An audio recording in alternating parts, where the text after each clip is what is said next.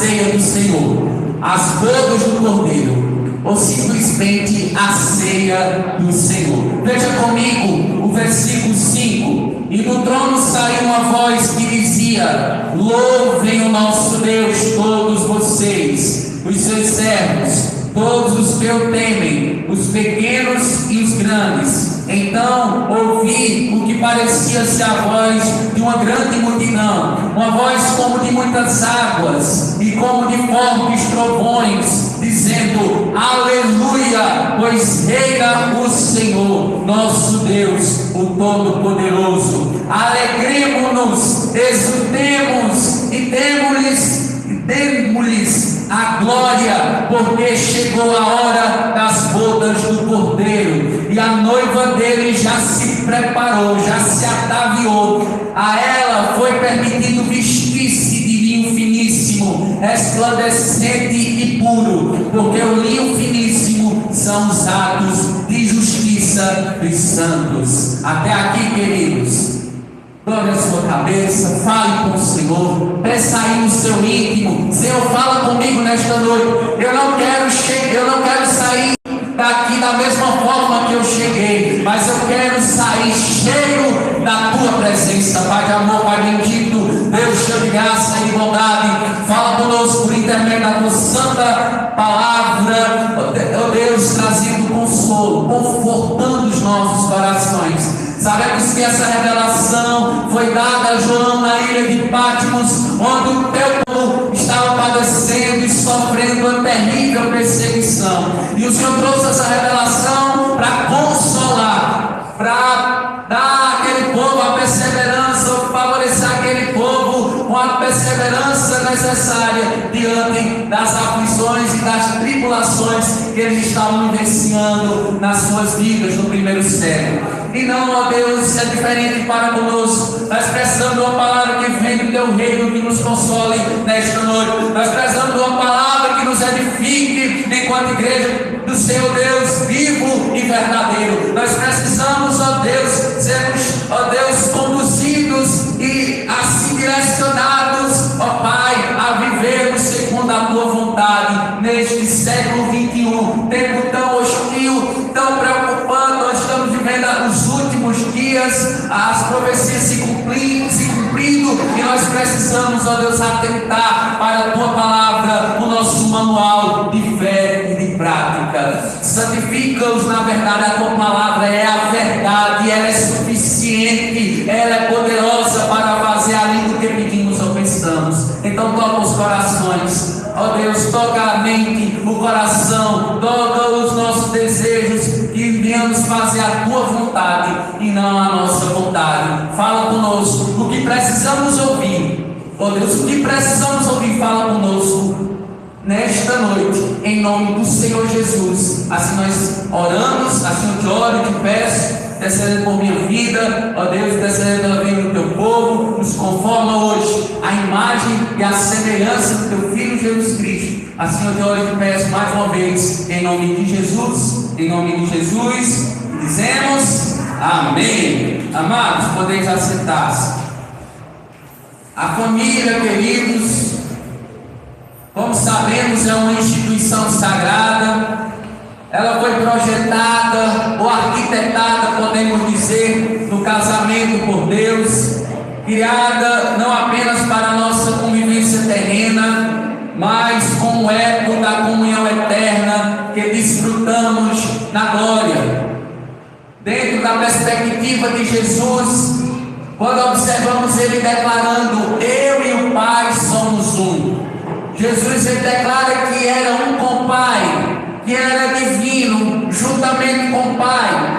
A pessoa do Pai, do Filho e do Espírito Santo. Na nossa profissão de fé, nós declaramos: eu creio no Pai, eu creio no Filho, eu creio no Espírito Santo. Essa é a profissão de fé do cristão. E dentro dessa profissão de fé, nós observamos que as três pessoas santíssimas, elas se encontram como? Em comunhão. Elas se encontram em harmonia. É uma família perfeita. Ela não entra em choque em nenhuma ocasião. Ela não entra em contradição em nenhuma circunstância. Enquanto a nossa família é imperfeita, a família da Santíssima Trindade, ela é uma família distinta, ela é uma família perfeita, ela é uma família transcendente. E nós, olhando o exemplo das 3 pessoas da Trindade, não tem como não nos emocionarmos, não tem como nós permanecermos da mesma forma que nós estávamos outrora, sem Jesus, sem Deus no mundo, seu Espírito Santo nos guiar, porque Ele mesmo diz: instruir-te-ei e te ensinar-te-ei o caminho que deve seguir, e sobre as minhas vistas te darei conselho. No Salmo 32, versículo 8. Então, a gente olhando a Santíssima Trindade, nós olhando a soberania desse Deus que é revelado em Gênesis, Apocalipse, o único Deus distinto em 3 pessoas, nós observamos por isso que nossas famílias, elas são chamadas as bodas do Cordeiro. A minha família, a sua família, ela é chamada para ter uma aliança com o Cordeiro de Deus, que tira o pecado do mundo. E para ilustrar a urgência desse chamado, pense em uma família humilde que recebe uma carta selada com brasão real, convidando-os para o maior banquete do reino. Eles não apenas guardam o convite, porém começam imediatamente a se lavar, a arrumar as vestes e a se preparar para o grande e esplendoroso dia. Trazer essa realidade para o cotidiano, queridos, significa compreender que o nosso lar é o quarto de vestir para a eternidade. Perceba o que Paulo vai dizer na segunda carta aos Coríntios, capítulo 4, o versículo 18: não atentando nós para as coisas que se veem, mas para as coisas que não se veem, porque as coisas que se veem, elas são temporárias. Eu quero te dizer, a tua vida vai passar, elas são temporárias, mas as coisas que não se veem, elas são eternas. Tudo aqui vai passar: carros, casas, saúde, enfermidade, problema, angústia, sofrimento, tudo, absolutamente tudo vai passar. Mas eu estou pregando um Deus que Ele é eterno. E que o escritor aos Hebreus, na sua carta, capítulo 3, versículo 8, vai nos dizer que Ele é o mesmo ontem, hoje e será para todos sempre. É este Deus a qual eu estou pregando, que faz com que nós observemos as palavras de Paulo e olhemos para as coisas que não se veem, porque as coisas que não se veem, elas são eternas. Na prática, nós respondemos a esse chamado quando, queridos, cultivamos um ambiente de santidade no lar, trocando as vestes de amargura. Lança fora a amargura, lança fora o rancor, lança fora a falta de perdão. Muda essas vestes antigas, velhas, muda a veste do orgulho, muda a veste da soberba, muda a veste da arrogância e coloca a veste da humilhação. Coloca a veste do amor sacrificial, porque o nosso culto é prestado em sacrifício vivo, santo e agradável a Deus. Portanto, querido, nós devemos preparar a nossa família para a ceia do Senhor, a grande ceia do Senhor. E de maneira intencional a gente prepara quando a gente reúne os filhos para o culto doméstico, quando nós conversamos com o nosso cônjuge, quando chamamos ele para orar, nós blindamos a mente do nosso cônjuge, blindamos a mente dele com a palavra de Deus, com a armadura de Deus, e as setas do diabo vêm, mas elas são impedidas, porque a mente da nossa esposa, do teu esposo, está blindado pela armadura de Deus, e o inimigo não pode tocar, e o inimigo não pode te destruir, porque você está blindado pelo Senhor. Você agora se encontra revestido pela armadura de Deus. No mundo onde as pessoas estão distraídas, estão vivendo tempos cansativos. Eu estava conversando antes de vir para o culto com o irmão Cícero, a irmã Aparecida no carro, e eu disse a eles que nós estamos vivendo tempos de cansaço, de exaustão. Ao mesmo tempo, desses tempos de exaustão e tempos trabalhosos, como Paulo vai dizer, nós estamos vivendo um tempo que o Senhor está abreviando. É tempo que você faz algo, você começa uma tarefa doméstica e você não conclui. Está tudo na nossa casa vivendo de maneira incompleta. A gente começa uma coisa, mas não conclui. entendam que a nossa vida está vivendo essa situação caótica de imperfeição, de obras incompletas, de obras imperfeitas, e isso aponta para a obra perfeita de Cristo, isso aponta para a obra completa de Cristo, porque somente Ele tem uma obra perfeita, somente Ele tem uma obra completa, como diz a canção, Deus de obras completas. As nossas imperfeições, as nossas obras incompletas apontam para a obra vicária e substitutiva de Cristo na cruz do Calvário. É uma obra completa, é uma obra acabada, é uma obra suficiente, é uma obra a qual aponta para a nossa salvação. Queridos, quando nós observamos que Deus em seu Jesus, em seu Cordeiro, Ele faz todas as coisas. E eu quero te dizer, Ele está preparando esse banquete. E Ele é um Deus detalhista. Ele é um Deus das minúcias. Ele é um Deus que faz as coisas de maneira exuberante. Prepara-te, ó igreja, para te encontrares com o teu Deus. E a igreja é formada de famílias. E Ele convida todas as famílias. O noivo vem. Ele convida todas as famílias, para que todos venham naquele grande dia participar da ceia, a ceia dos vitoriosos, dos vencedores em Cristo Jesus. E quando nós abrimos, queridos, o livro de Apocalipse, no final da revelação do Senhor Jesus Cristo, o apóstolo João, o capítulo 19, o presente autor, João, ele escreve esta profecia em uma época de perseguição, provavelmente durante um reinado de Domiciano, entre os anos 81 e 96 depois de Cristo. E queridos, presta atenção, nós observamos, neste penúltimo capítulo do livro, a vitória da noiva em sua pureza é contrastada. Nós temos aqui uma oposição com a destruição da igreja falsa e corrupta. A gente vê aqui a queda da Babilônia, a gente vê aqui a queda da Babilônia e a vitória do povo de Deus.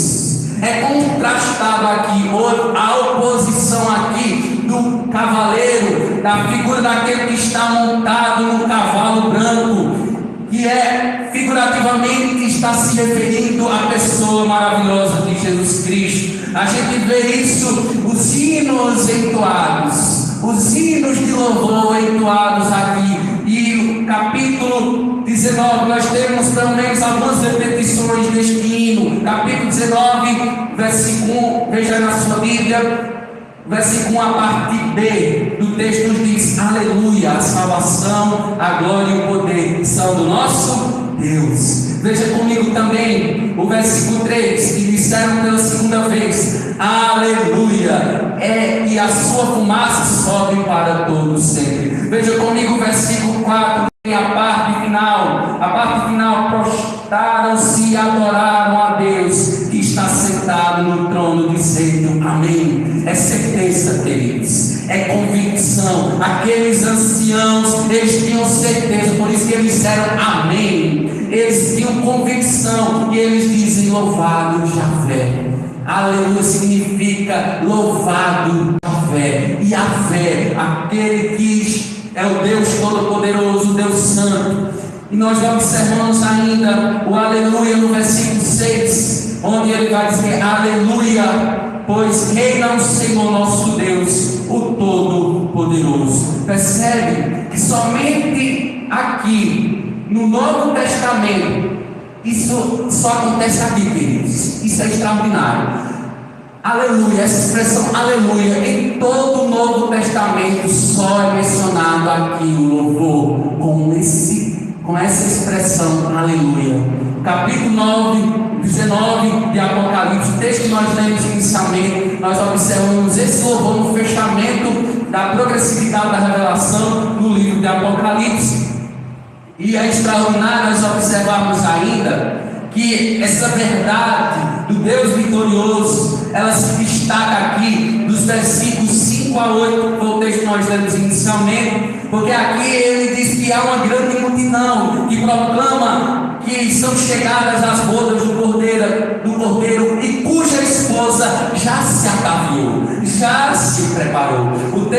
queridos, sagrado nos mostra que a igreja, a noiva de Cristo, recebe o privilégio de se vestir de linho fino, puro e resplandecente, que simboliza a justiça dos santos. E diante disso, queridos, eu queria meditar com os irmãos nesta noite nas 3 representações bíblicas da família, a igreja do Deus Altíssimo, que irá participar das bodas do Cordeiro. Quem aqui vai participar das bodas do Cordeiro? Eu quero participar. Você quer participar das bodas do Cordeiro? Você quer participar da ceia do Senhor?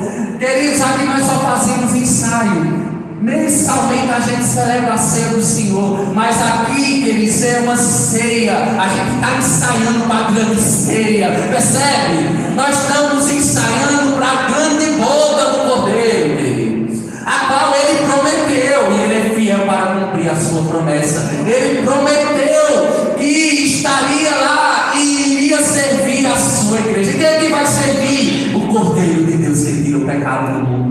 É Jesus mesmo que vai servir a você naquele grande banquete, queridos. Mas é necessário perseverarmos, é necessário colocarmos a nossa família debaixo de intercessão, debaixo da graça do Senhor, orando, clamando por intervenção divina, pelo agir divino na nossa casa e na nossa família. E aqui nós temos 3 representações bíblicas da família que irá participar da grande ceia do Senhor. A primeira representação, grandes e pequenos. Grandes e pequenos. Veja comigo aí o versículo 6, melhor dizendo, 5. E do trono saiu uma voz que dizia: louvem o nosso Deus, todos vocês, os seus servos, todos os que o temem, os pequenos e os grandes. Percebe a primeira representatividade desse texto? Ele vai lidar com 2 grupos de pessoas, pequenos e grandes. E quando nós pensamos nessa representação, queridos, de grandes e pequenos, ou pequenos ou grandes, nesse contexto está se referindo à hierarquia. Há uma hierarquia aqui estabelecida, humana e transcendente, ou aqueles que têm uma determinada, exercem uma determinada liderança ou autoridade, aqueles que são subordinados, do grande ao pequeno, todos sem exceção. O salmista diz igualmente, sem distinção de faixa etária ou classe. O Salmo 148, os versículos 12 e 13, diz que lá estão todos junto e misturado, está todo mundo junto e misturado diante das bodas do Cordeiro de Deus. E ele vai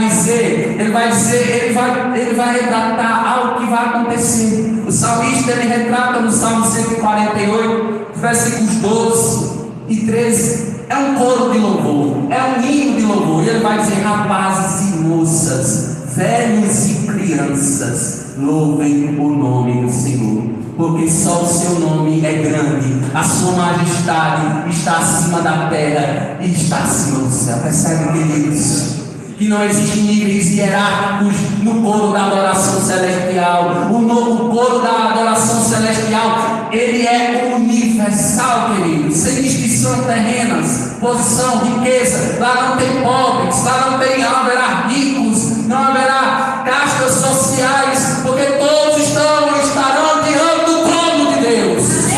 E Deus não faz acepção de pessoas.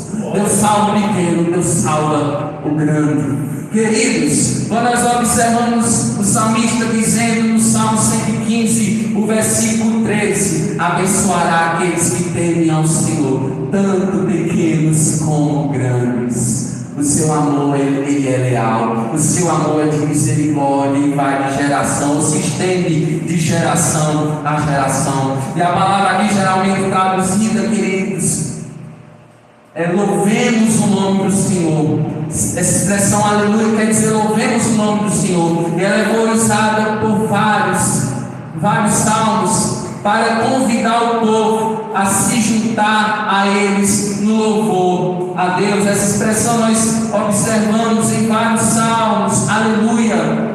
Boa parte dos salmos, eles nos dirigem essa inteira e completa adoração. Pelo menos do Salmo 113 ao Salmo 118, nós observamos expressões como aleluia, louvo a Deus. E a palavra aleluia significa louvai a Deus, ou seja, louvem ao Senhor. Em Apocalipse capítulo 19, a gente já viu as menções que o Apocalipse 19, ele menciona algumas citações desta expressão aleluia, e ele pega emprestado dos salmos, do livro dos saltérios. João conhecia os livros poéticos, e ele se utiliza na revelação do Senhor Jesus Cristo esta expressão aleluia. Em nenhum outro lugar do Novo Testamento nós encontramos esta expressão aleluia.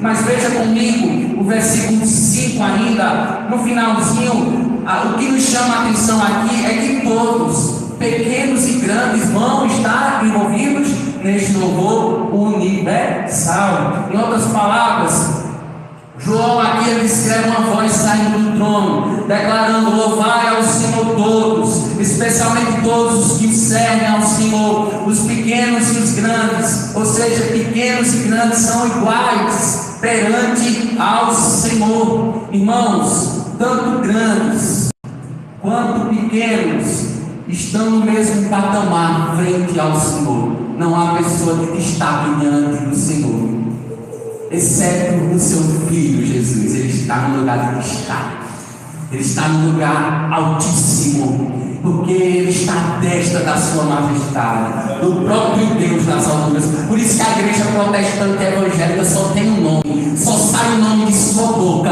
e esse nome é Jesus. Só sai esse nome da nossa boca, e esse nome, eu vou repetir, e esse nome é Jesus, porque ele é majestoso, ele é altíssimo, ele é Deus forte, ele é Pai da eternidade, ele é príncipe da paz. É esse nome que está acima de todo nome, e é nele que todo joelho se dobrará, toda língua confessará, e dirão: ele é o tipo um sonho, ele é Senhor para a glória de Deus Pai. Ele é o Cordeiro de Deus, ele é o Galileu que levou consigo os nossos pecados, e sobre as suas pisaduras nós fomos sarados, queridos. Queridos, a gente tem que declarar isso, a gente tem que falar acerca disso às nossas famílias, que esse Deus ele é bom, e ele continua chamando as famílias sobre a face da terra para ter um encontro genuíno com ele, através de Jesus.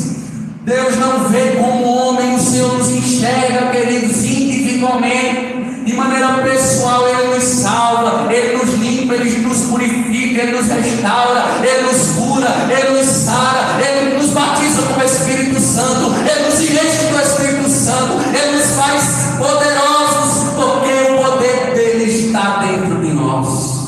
Poderosos e grandes feitos, porque Jesus disse: a autoridade que o Senhor me deu, eu vou lhe dar a vocês hoje, para vocês expelirem os demônios, para você colocar, impor as suas mãos sobre os moribundos e eles serem curados. A mesma autoridade que Deus deu a Jesus, ele nos dá hoje. Vão por todo mundo e pregam o Evangelho a toda criatura, e nos batizando em nome do Pai, do Filho e do Espírito Santo. Percebe, querido, que esta autoridade Jesus nos deu. Ele não deu a anjos, ele deu às famílias. Ele deu a minha família. Diga, repita comigo: ele me deu esta autoridade. Repita comigo: ele me deu esta autoridade. Ele deu essa autoridade à minha família. Repita comigo: ele deu esta autoridade à minha família. Eu não sei se só é você da sua casa que serve ao Senhor. Independentemente, você é o sacerdote do teu lar. Você é a mulher que santifica o seu lar. Então toma autoridade. Não deixe a autoridade escapar das tuas mãos, porque Jesus já te deu esta autoridade, e Jesus tem que revestir do Espírito Santo para pregar o Evangelho das boas novas ao teu cônjuge, aos teus filhos, à tua família, porque a tua família é projeto de Deus, e o maligno não pode tocar. A tua família, ela pertence ao Senhor, tanto grandes quanto pequenos. Famílias grandes, famílias pequenas, independentemente. Jeremias 31, versículo 34 diz: não ensinará jamais cada um ao seu próximo, nem cada um ao seu irmão, dizendo: conheça o Senhor, porque todos me conhecerão, desde o menor até o maior deles, diz o Senhor, pois perdoarei as suas iniquidades iniquidades, e dos seus pecados jamais me lembrarei. Ele lança os nossos pecados no mar do esquecimento. Que Deus poderoso, que Deus grandioso. Preste atenção, o Senhor chama a gente, pessoas de todas as nações, que serão reunidas diante do trono de Deus e do Cordeiro. Observe comigo que Apocalipse 7, veja aí, Apocalipse capítulo 7, versículo 9, nos diz o seguinte: 7, 9. Depois destas coisas vi, e eis uma grande multidão que ninguém podia contar, de todas as nações, tribos, povos e línguas, em pé diante do trono e diante do Cordeiro, vestidos de vestes brancas, com ramos de palmeira nas mãos, e clamavam, veja comigo 10, com voz forte, dizendo: ao nosso Deus que está assentado no trono e ao Cordeiro pertence a salvação. Eu e você, nós participaremos desse cântico. Eu creio que eu e você, nós participaremos, estaremos aqui representando a nossa família, adorando o Senhor na eternidade. E assim reinaremos com Cristo para todo sempre, para todo sempre. Amém. Quem crê nisso, diga amém. Porque quem crê verá a glória de Deus. Se creres, Maria e Marta, certamente vocês verão a glória de Deus. Amados, me escutem, a sua família, sendo grande ou pequena, ela foi chamada para adorar. Vou repetir, independentemente de quantos servem ao Senhor, não na tua casa, você foi chamado para adorar. Eu fui chamado para ser um adorador por excelência. E os adoradores, eles são conhecidos, aqueles que adoram o Senhor em espírito e em verdade. Esses são os verdadeiros adoradores. E Jesus disse em Mateus 18, 20: porque onde estiverem 2 ou 3 estão unidos em meu nome, ali eu estou no meio deles. Ele prometeu no capítulo 28 de Mateus, no versículo 20, queridos, que eu estarei convosco até a consumação dos séculos. A presença de Jesus é real na minha casa e na tua casa. Invoca o nome do Senhor. Não deixa Satanás destruir o teu casamento. Invoca o nome do Senhor. Invoca o nome de Jesus. Porque Ele é o cordão de 3 dobras. Ele destrói, Ele vai destruir principados e potestades. Nada pode ir contra o seu poder. Nada pode ir contra o seu domínio, o seu governo. Ele governa. Ele dá o domínio. Ele sabe onde você pode suportar. Até onde você pode suportar essa situação. Ele vai colocar um basta. Porque a graça do Senhor nos basta. E o poder dele, Ele se aperfeiçoa na nossa fraqueza. Creia neste Deus que é poderoso, que é criador, que é sustentador de todas as coisas. Mas uma segunda representação que a gente observa nesse texto, uma grande multidão. A multidão ela é composta de pessoas grandes e pequenas, mas ela é composta de maneira vasta, de maneira ampla, de maneira diversificada, queridos. A representação aqui é de uma família composta por uma multidão de pessoas, inumerável multidão de pessoas. Não se pode contar as estrelas dos céus, querido. Se pode contar as estrelas do céu? Não. Se pode contar os grãos de areia na praia? Não. Isso, assim será a família, a grande multidão de pessoas que será salva. Porque Deus, Ele é misericordioso. Deus é misericordioso, Ele tem salvado pessoas de geração a geração. E é um povo incontável, queridos. É gente com força, queridos. É gente que a gente não sabe onde colocar, amados. Mas lá vai ter espaço para todo mundo. Não vai ficar ninguém desassistido. Não vai ficar ninguém sem ser servido. Serve teu irmão. Dedica a tua vida ao Senhor. Seja zeloso com o Espírito Santo. Porque naquele grande dia você, queridos, todos nós, a família de Deus será recompensada. Amém? Será recompensada. Deus vai retribuir, é Deus que dá a paga, todo esforço, toda entrega, toda dedicação minha e sua em prol do reino de Deus será recompensada. da representação aqui de uma família composta por uma multidão de pessoas. Será que isso é possível? Porque sim, para Deus tudo é possível, amém?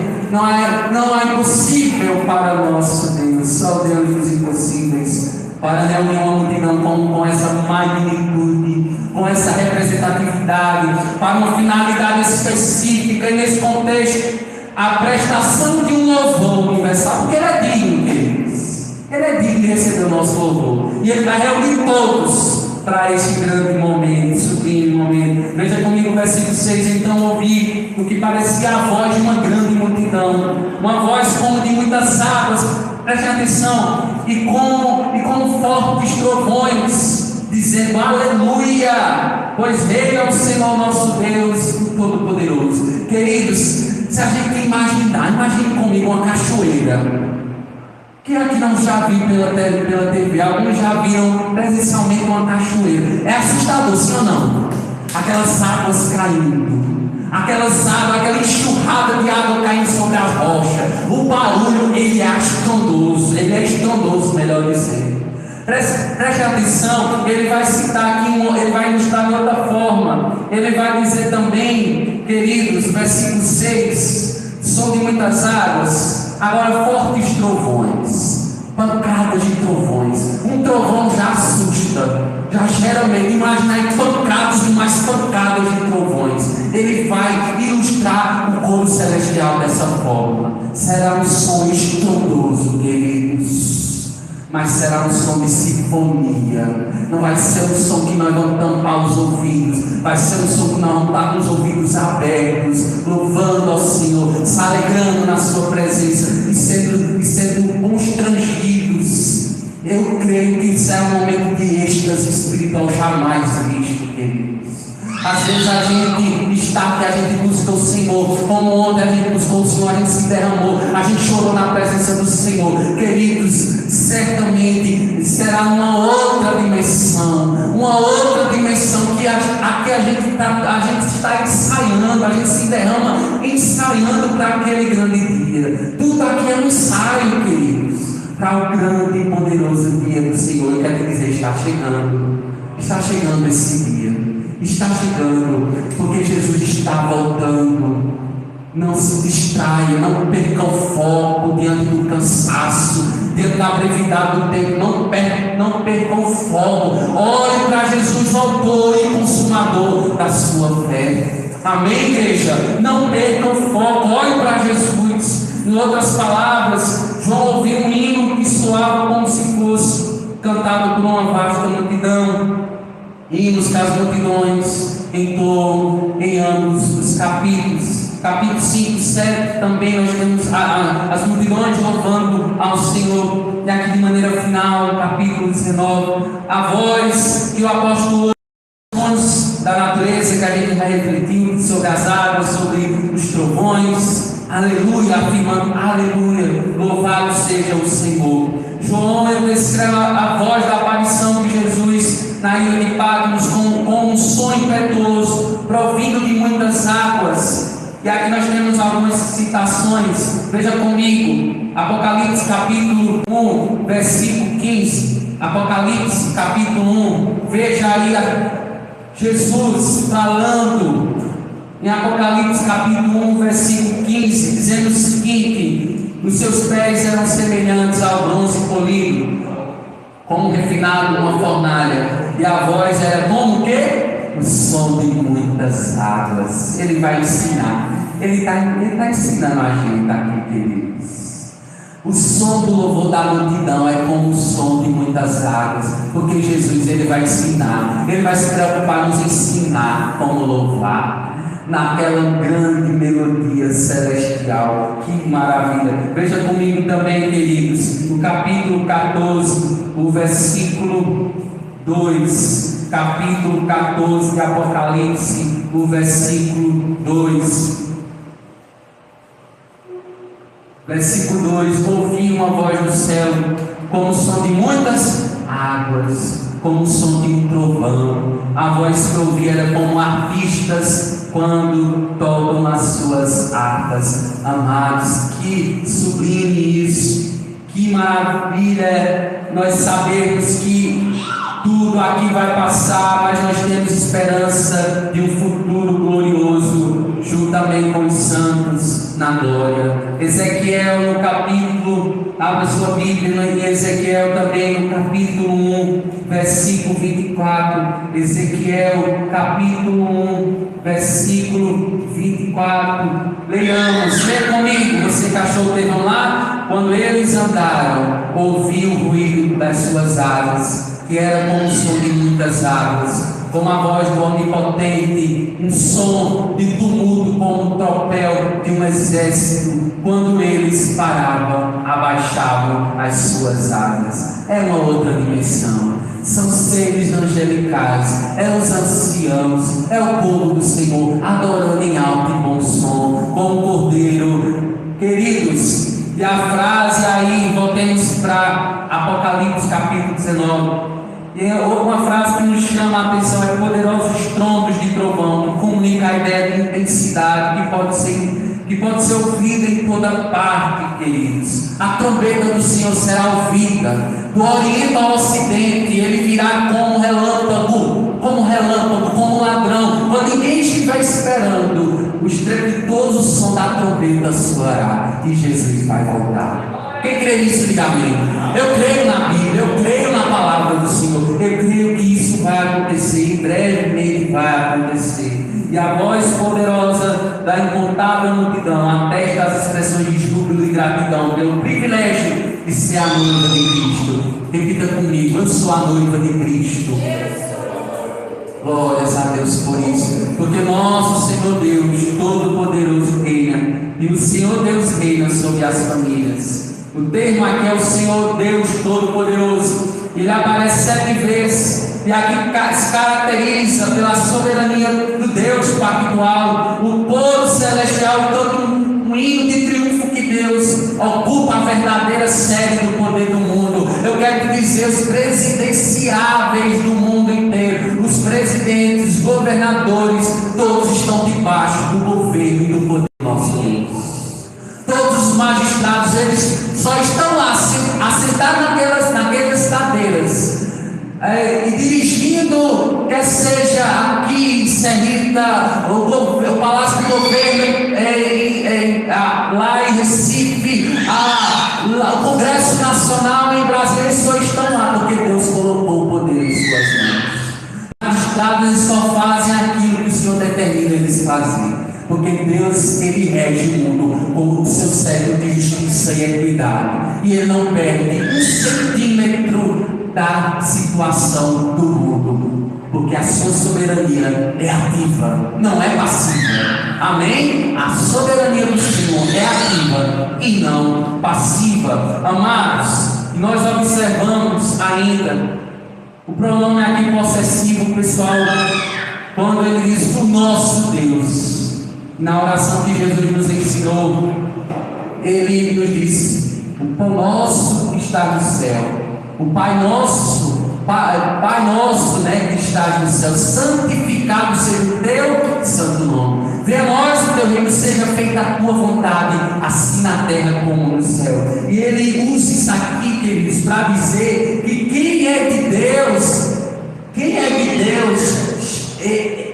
agora não mais eu, mas Cristo vive em mim, é do Senhor. E nós podemos dizer que nós somos do Senhor. Nós podemos dizer Ele é o nosso Pai, porque nós temos uma relação de filho para com o Pai. Não mais servos, mas agora amigos de Deus por intermédio de Jesus. E João declara aqui que todo joelho se dobrará diante do Senhor. Porque aleluia, só o Senhor reina. O coro celestial aqui é de maneira unânime, ele vai dizer aleluia, pois reina o Senhor nosso Deus, o Todo-Poderoso. Mas uma terceira e última representação, a noiva ataviada. Por último, a representação final, e não menos importante, é a noiva que está preparada. A tua família está preparada? A minha família está preparada? Porque aqui é uma noiva que já está preparada, já está ataviada para participar das bodas do Cordeiro. A noiva ataviada aqui quer dizer que está pronta, queridos. A noiva é certamente, e Jesus, o Cordeiro, ele é o noivo. No entanto, a igreja é composta por todas as famílias, redimidas e restauradas de todos os tempos, lavadas pelo sangue do Cordeiro. Quando observamos ainda o versículo 7 e 8, nos diz o seguinte: alegremos-nos, exultemos e demos-lhes a glória, porque chegou a hora das bodas do Cordeiro, e a noiva dele já se preparou. A ela foi permitido vestir-se de linho finíssimo, resplandecente e puro, porque o linho finíssimo são os atos de justiça dos santos. Amados, em outras palavras, as vestes da esposa do Cordeiro são de fato o tecido mais limpo, mais puro e mais fino entre os linhos. Ou seja, o noivo é descrito como Cordeiro, o versículo 7 aqui, e ele quer ser lembrado pelo seu sacrifício, pelo nosso pecado. E, irmãos, como noivo da igreja, Jesus quer ser amado e lembrado como aquele que deu a sua vida por sua amada. A igreja, as bodas, falam da consumação da glória, do relacionamento de Cristo com a sua igreja. Quando nós participamos de maneira regular ou mensalmente da ceia do Senhor, a gente está proclamando a morte, a gente está fazendo o nome de Jesus conhecido. Ele queria ser recordado. Por isso a ceia é uma ordenança bíblica da nossa permanência no corpo de Cristo. Tem muitos que não estão mais participando da ceia. Tem muitas pessoas que se encontram enfermas ou até já morreram porque não estão mais seguindo essa ordenança bíblica. Uma vez participou do discipulado e continua no discipulado de Cristo. Não é só um discipulado no início da vida cristã, mas o discipulado é por toda a nossa vida. Mas entendam, foi batizado, fez sua profissão de fé, mas hoje em dia está vivendo distante do convívio dos santos, não participa mais da ceia. É preocupante, queridos, porque todo servo, todo discípulo de Jesus quer recordar a morte do seu mestre. Porque quando nós recordamos da morte de Cristo, nós recordamos da nossa vitória sobre a morte. Porque Jesus venceu a morte, e nós reinaremos e venceremos a morte. Porque sabemos, queridos, que Jesus, ele virá, e enquanto ele vier, nós estaremos fazendo em memória dele, lembrando da morte de Cristo, e espiritualmente crendo que o pão, o símbolo da sua carne, o cálice, o símbolo do seu sangue, tipificam de fato aquilo que ele fez há mais de 2000 anos atrás. São símbolos espirituais daquilo que Jesus fez no passado. E eles aparecendo a Tomé não creu na ressurreição de Cristo entre os mortos. Ele disse: se eu não tocar em seus cravos, se eu não tocar nas suas mãos, eu não acredito que ele ressuscitou. E Jesus se colocou no meio dos discípulos e disse: toque em mim, Tomé, não seja incrédulo, seja crente. O que acontece hoje em dia? Muitos têm agido incrédulamente, de maneira incrédula, mas que nós possamos ser crentes, fervorosos no Espírito Santo, porque está vindo Jesus para nos buscar, para nos servir nas suas bodas, nas bodas do Cordeiro. Segundo o pastor Hernandes Dias Lopes, a esposa se atavia ou se prepara, mas as vestes lhes são dadas. A igreja se santifica, mas essa santificação vem do Senhor. A igreja desenvolve a sua salvação, todavia é Deus quem opera nela, tanto querer como realizar. Aplicando para as nossas famílias, queridos, é Deus quem santifica a nossa família, é Deus o Salvador da minha família, da tua família. A nossa família dependerá sempre da intervenção de Deus. Amém, queridos?